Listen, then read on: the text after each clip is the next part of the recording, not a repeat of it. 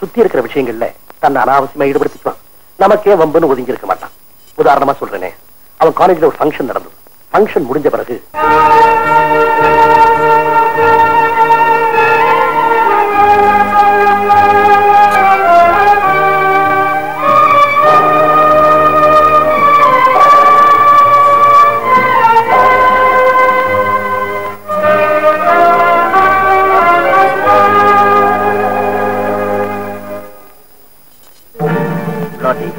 பாடினது ஜனகணமன, ஜாலிலோ ஜிம்கான.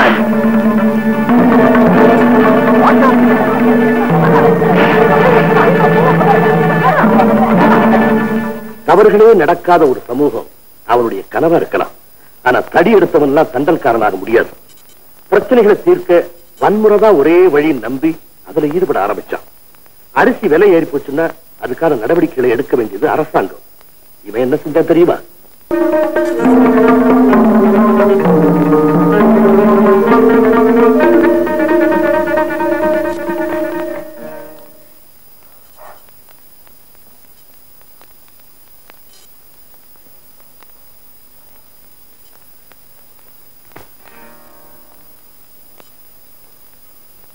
என்னடா என்ன செஞ்சுட்டு ஓடி வர்ற?